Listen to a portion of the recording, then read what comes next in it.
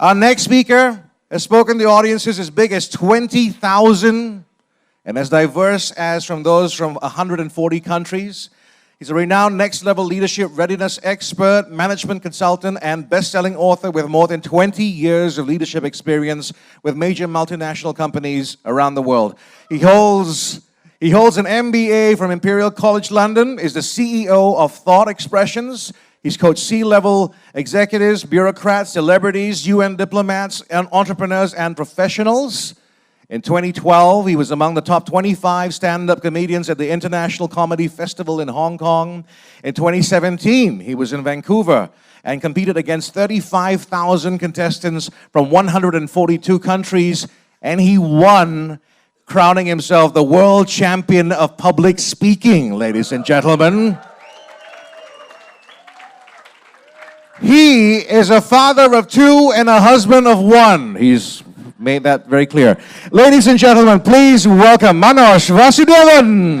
Something big, I feel it happening out of my control. Pushing, pulling, and it's grabbing me. Yesterday, I came here to check the venue, and that's when the first time I saw the convention agenda, and I was shocked. I saw that I had to speak right after lunch. So I was very furious. I called Frederick and said, "Hey buddy, why did you make me speak right after lunch?" He said, "Why not?" I said, "They will eat a lot and they will be sleepy, and you want me to speak?" He said, "Manoj, I can't believe it. Everybody wanted this slot and I reserved it for you." Then I said, "Why? Why did you reserve for me?" He said, "Manoj, I've seen all your speeches. You have this amazing ability to make your audience sleep better." You see, truth be told, I was not born to be a speaker. I never planned to become a professional speaker. I call myself an accidental professional speaker. I used to speak for passion with a purpose, and I never thought about making professional speaking a profit-making tool. Until one day, something happened. It was in 2011, I was invited to speak at a community center in Singapore for 1 hour for free. And I remember preparing for weeks and practicing for hours. And on that day, on a Saturday afternoon, I was at home all dressed up and stressed up. And I was about to leave the home. My 6-year-old son comes running to me and said, "Daddy, play with me." I said, "Not now, not now. I'm going." I said, "Where are you going?" I said, "I'm going to speak." "Oh. Daddy, how much are they paying you?" I said, "Nothing." "Are you crazy? If you work, they have to pay you." So as I left home in Mayor Road and I drove all the way to the middle of Singapore in Toa Payoh, what he said started running in the back of my mind. And I actually started to feel stupid. Why am I spending all these hours on a 1-hour speech? And during my presentation, I just happened to mention about what my son told me that day. And as soon as I said that, a guy sitting in the back of the room, he stood up and left the room. And as I finished my speech, he reappeared again and came over to me and handed over to me an envelope. And I opened the envelope. Inside that was what looked like a check. I took it out, and it was a shopping voucher for $20.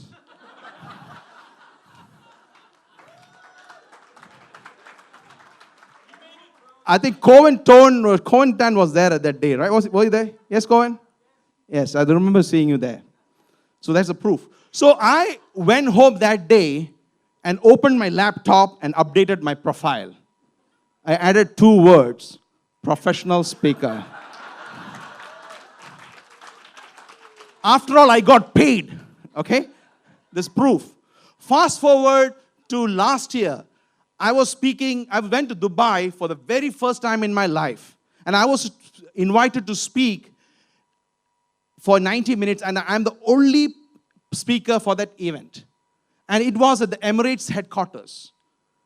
a big auditorium filled to the brim with 700 people. 99% people in the room, I have never met them before. After that, they drive me to Abu Dhabi in another auditorium filled with 300 people. Again, 99% of people in the room I have never met before. And after my speech, a businessman, he takes me to the side and say, Manoj, I want to offer you the role of CEO of one of our companies. I said, I'm not looking for work. He said, we are connected to the government, we are running big projects, and we have a great team, everything is in line, but we need a leader like you. I said, you don't understand, I'm a professional speaker. He said, we can pay you $3 million. He was a big shot and the offer was real. The question is, what would you say? Would you say yes or would you say no? Raise your hand if you would say no. Raise your hand if you would say yes. I knew about that. So, dear APSS members, I really did think about you. So I looked at him and said, you know what? I know someone in Singapore who is better than me. My wife. Now, it is not about the offer. The real question was, what was running in my mind, what did I do in that 90-minute session that made a smart gentleman at least consider that I might be the person for what he's looking for? That is the power of speaking.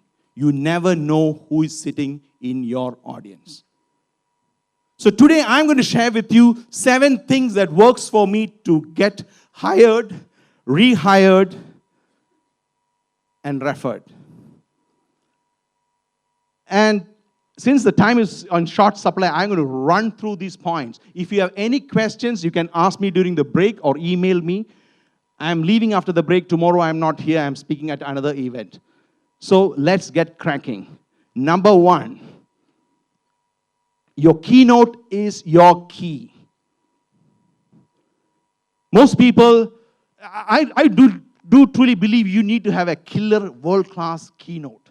Most people when they start speaking or in the game, they start investing in SEO, Infusionsoft, this, but how much time do we really spend on that keynote? I believe we all need a killer, at least one killer keynote. And don't take shortcuts on this one. The short road is the dead end. The short road is the dead end. So what do you need in your keynote that gets you hired, rehired, and referred? I believe there are 4 things. Number 1 on the list, of course, as I said before, you need to have a 40-minute professional keynote that someone can book you to speak. And then the next one, there are 4 big things your keynote need to address. Number 1, you need to know your funda. What I mean by funda, I'll explain in 1 minute. It's about the objective for your keynote. Number 2, you need to get on stage. You need to speak more often. How do I get so many people to turn? By the way, the event in Dubai was a public event. Anybody in the public could attend. How do I get more people to attend my events? I'll share it in a few minutes.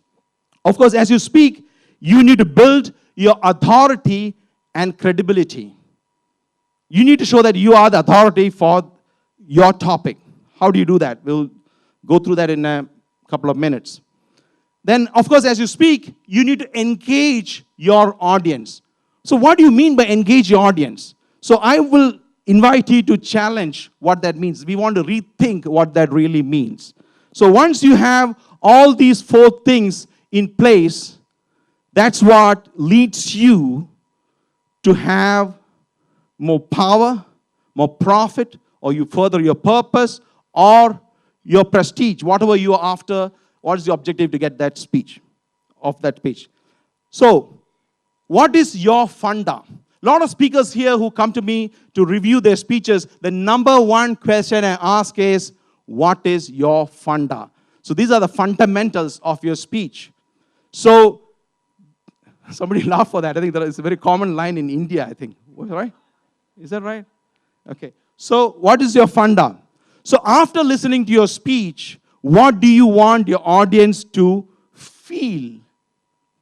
What do you want the audience to? What is the emotional state you will leave them behind? So you started off as sleepy, you will end up snoring. Or whatever that is, right? So you need to decide what's the end state you want to leave them with. The next one is, what do you want the audience to unveil? What are the aha moments you can provide in your speech? This is the reason why speakers like Simon Sinek can sell more books and get paid to speak for $125,000, because he spends a lot of time on the unveil part. What will you reveal? With new things you can learn. Because people are always trying to learn new things. How much do you focus on that? And then after listening to your speech, what do you want your audience to notice? What will you do to make them remember about their context and challenges? So that's the fun part of the fandom. The next one, after listening to your speech, what do you want the audience to do? What's the next step you want them to take? And just because you ask them to take a next step, do you think they will take it? No, they will not take it unless it's clear to them what will they achieve. So here is what I do. I have a card called the Funda card, for lack of a better name. So I print it out, I fill it up, I keep it right in front of me as I write my keynote. Today is not a keynote, it's a sharing, but on a typical keynote, I will only say or do things that's aligned with furthering the funda. Of course, you can download this for free at www.thekeynoteacademy.com. And when you apply, I'm going to capture your email and send you emails for the rest of your life. No. No, you don't have to give the email. Okay, just kidding. You can just go there. I don't need your email. Go there, and there's a link called Resources for Speakers, and you can click and download. So keep it in front of you. And this is backed by neuroscience. I can give a keynote on why this works, how our brain receives and processes information. Okay, next one. Demonstrate your authority. What part of your speech do you show that you are an authority or the go-to person for your subject? I speak on a variety of topics. Next level leadership readiness. I speak on public speaking, diversity, collaboration, few things. But next level leadership readiness is my catchword, thanks to my coach, Brenda. And that's my positioning, next level leadership readiness. So, but when I'm doing, imagine I'm doing public speaking. Let's say in front of 1,000 people. What I will do, one of the things I could do is I'll ask them, who is afraid of speaking in public? I will pick the person who is most terrified, who's like literally shivering, and I will say, if you come on stage, I will cure your fear. And I will pick only those people who are really, really scared. So in this case, this lady with the mic, she wanted to come on stage, but she was so scared, the other lady has to accompany her to the stage. And when the other lady came on stage, I told her, since you are here, you will also speak. And she started shivering. So what I do is I do a 2-minute live coaching and then invite the audience to ask them anything, and 100% of the time, they will speak. So what did I do? Did I plan the person? Did I use NLP? No, I didn't do. Frederick Harron tells me, Manoj, you have this gift of unlocking people to see their greatness. There's another speaker in the US, John Register, says, Ron is saying, oh, you have it. So but there's another guy in the US, John Register, he says, that's your superpower. Honestly speaking, I do not think so. I think this is the result of me spending more than 10 years studying my topic. Very few people go through the depths of your topic and study. We always run through different directions. So that's what I think. So what can you do to demonstrate your authority on your topic? How can you spend 5 minutes in your keynote to show that you are the best person on that topic? Now, for me, if I speak on leadership, on diversity, I do not bring people up on stage. Maybe I'll do something else to demonstrate that. Think about this. What part of your speech shows this? Very important point. Do not build yourself up. When I call these people on stage, I'll never take credit for their success. I will credit them for making the step to come on the stage, and I will tell them about the process I took years to master. You don't want to build yourself up. You can get carried away with this thing on stage. Now, going to the next one, rethink engagement. What do you mean by engagement? What is engagement? A lot of times speakers, even the Keynote Academy, they come to me and say, oh, Manoj, I want to be more humorous. I want to tell stories. I want to interact with the audience. I think all these things are important. Humor is important. Storytelling is important. Interaction is important. What I like to invite you to think is to rethink what engagement means. For me, the real engagement means that the audience, as they listen to you, are thinking about their lives, their context. They're not thinking about how great you are. They're thinking about how can they implement. And once you do that, you are entering the realm of their lives. You're entering their mind. Your name gets etched in their memories, and that's why they will rehire you or refer you. So that's a way of rethinking. So how do I know it really worked? How do I know that I really engaged them? How do I know I really connected with them? One way to do is ask to get feedback. Of course, you also can look at social media. This is what typically speakers do. I got a standing ovation. I also do that sometimes. But what are people talking about the event? Sitting ovation, but nobody's ovation, no clapping, okay? That's fine. Okay, pretty lady looking at me. Good. People queuing up for selfie. People taking photographs. While all these is good, what I am really looking for is different. My benchmark for success. What I'm looking forward to see is, I do not want to sound special. I want them to believe that I am similar to them. And they can be better than me, if only they follow my process. So I'm looking for people to say, I tell you, so just show you some samples. Till he's like you and me. I'll put your lessons to practice and shoot for the moon. People talking about my processes and formulas. So this is the point I want to take you. Don't follow me, follow the process. So a lot of times we try to build ourselves up, and in that process I think that's a road that you can't go very far with. So you also need them to look at the process. Why?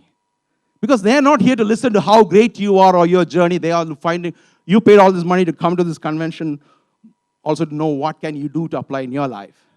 So what the audience is looking forward to is a plan. They're looking at you as a guide who can give them a plan, a process, so that they can implement and replicate your success. So think about it. What do you do when it comes to speaking on your topic? And this is very important. Even when I put up testimonials on my website, I tend to put those testimonials that praise my process. For example, Marshall Goldsmith was kind enough to endorse my book, but he doesn't say, he says the Mousetrap Way will teach you what is to be a great leader and how to get there. He doesn't say Manoj Vasudevan will teach you. Two different things. People want to know something. So this is how I look at it. So I just invite you, this is what works for me. Now, looking at the keynote revenue model. We spoke about the keynote, all the components or the strategic things you need in your keynote. But what about the result of that? What you're after? Power, profit, purpose, prestige. What are you after? So that leads me to the next point. I didn't want to talk about this. Two people asked me to speak about this. One was Ron Kaufman, another was Frederick Herron, two people I held in high esteem. They want me to speak about that, I never share about this thing. Okay, the thing is to know your purpose. Why are you speaking? You see, I left a high-paying consulting career and jumped into speaking for many reasons. But one of the reasons was when I used to do consulting and I used to look around the world, I used to see in organizations, in politics, in society, there are a lot of people who are very competent, but they have no confidence. They can't take credit for their work, they can't grow, they get stuck. But on the other side, there are a lot of incompetent people, sorry to say, but there are a lot of incompetent people who show all the confidence. And they become the influencers and direct the direction of the organization or society or even politics. So I used to get intrigued by this situation. So I used to think a lot about this. At one point, I used to think, what if I can equip and enable enough people to have more confidence, to take lead on social causes so that they can operate without the attention or support of their governments. So at some point I came up with this idea of helping 20 million people to overcome their fear of public speaking or to take the leadership to the next level and all sort of things around that one topic of empowering people. I had no clue what to do at that time. That was my vision. But of course, when I started sharing with people, some people laughed at it, some people supported it, some people started copying it and started saying, I will help 100 million people, I will help 5 billion people. But I also had my doubts. How will I lead with that? One of the things I started doing was, why don't I pick few people and see whether I can coach them? So I picked people on 3 criteria. People who are interested, committed, and have their heart in the right place. So I started picking some people. For example, one guy I picked up for that, he was terrified of public speaking. He can't speak to anyone outside his circle of friends and family. He can't even if you put him in a group, he can't even stand up to tell his name. Why? Because he was born with a congenital condition which makes him look different and speak different. But when I spoke to him, I was very inspired by him because he said, even though he had this morbid fear of public speaking, he said, Manoj, what I want to do is I want to be a global professional speaker. I said, you had a fear of public speaking, but this is like totally contradictory because he's very driven. I said, why? Because he said, I want to let the world know to move away from negativity. I want to live and don't get affected by other people's opinion. So he was very motivated. Today he speaks in front of 5,000 people or more. If you look at his Facebook, some of his videos have more than 2 million views. Sometimes I myself get viral videos that circulating, comes to my WhatsApp, and I feel very proud of him. His name is Hidesh Ramchandani. Raise your hand if you've seen him. A lot of people have seen him. Yeah, he has spoken at our convention 2 years ago. But he is very successful. He is very influential. He's speaking in the world. He's getting paid and his goal, to help 50 million people to lead better than normal lives. I asked him, so you are a professional speaker, you are busier than me, your schedule is full. So what is your next goal? He said, Manoj, I don't want to be a speaker, I don't want to be an influencer, I want to be an icon. One day my impact will be so big that they will make movies about me. So Hidesh is driven by a purpose. That's what gets him to speak more and more. There is a lady who doesn't want to be identified, who lives in the Middle East. Her purpose is to break through to the higher level. So there are leadership councils filled with men. She wants women to break in and be represented and make their voice heard. She was part of one of our programs, which is called Her Own Voice, to help women to speak when their voice matters the most. Now she helps others to follow that. And so she speaks for a purpose. I have a reason for sharing this. With one more example, I'll tell you why.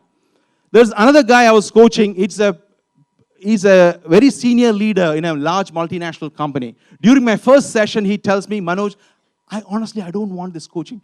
I do not want to be in my C-level suite. What I really want to do is I want to go to the remotest villages in India, filled with gangsters, criminals, and corrupt politicians. I want to go to those schools there, and I want to tell those children, do not make these guys your role models. You have a better future if you stick to your values. And he gets threats to his life for doing that. So he takes time off from work, spends weeks in these places. And sometimes he comes to my office with piles of papers, handwritten letters from those children who tell him, and this is what they write. They said, thanks for coming, thanks for showing us our way. We never seen this before, and thanks for coming all the way to show us the way. I promise I will be different. So these people are driven by purpose.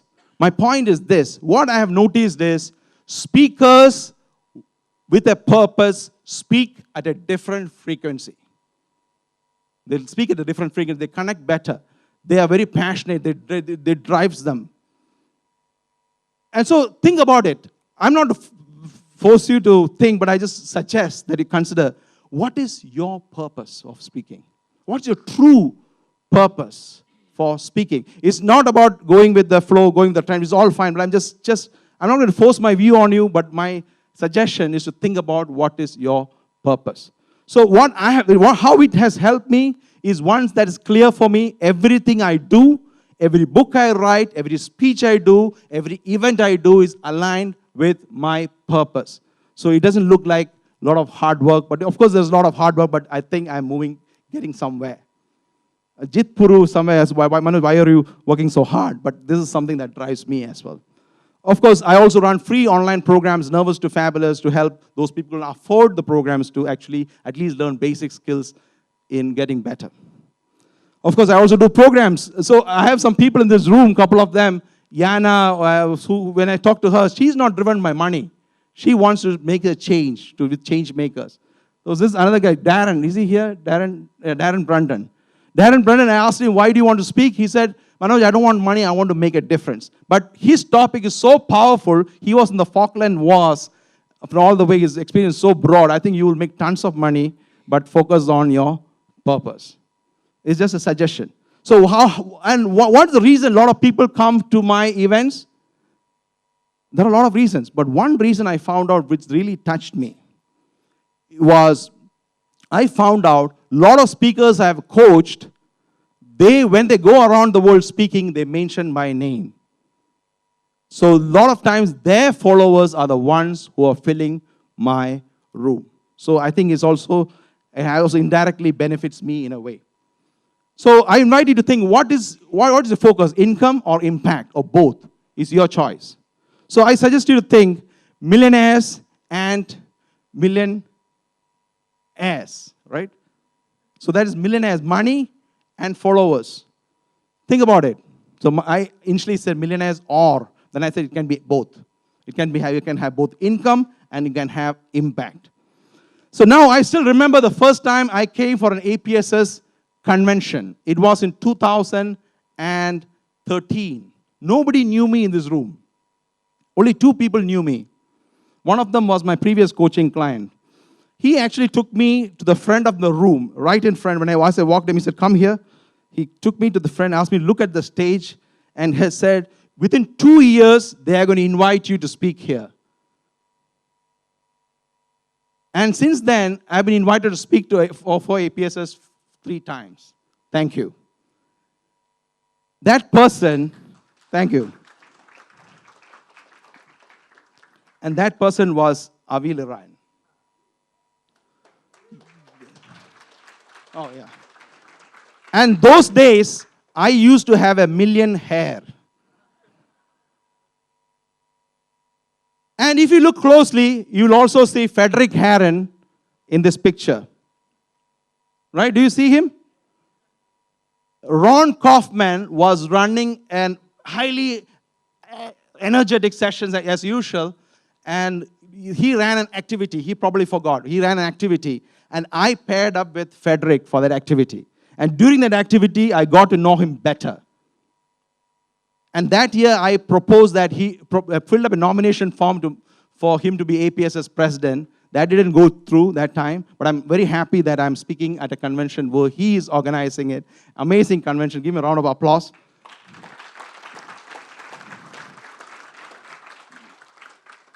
And he's also a great friend. That's why he gave me this slot after lunch. And this is the thing. Ron Kaufman is still my role model, and today he also mentors my wife.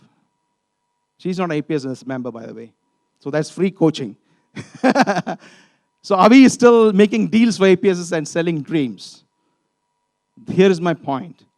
Be human, add value. Add value to each other, add value to the community. So that is what works for me. What works for you?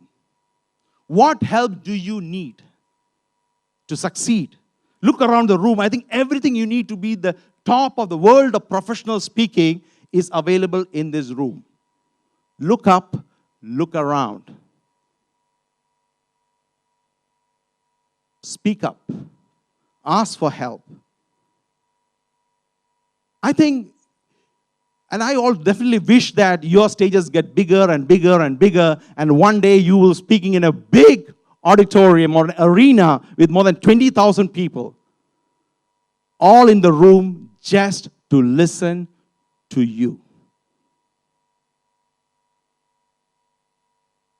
On that day, I would love to be sitting in your audience, listening to your stories and learning from your experience. I look forward to that day.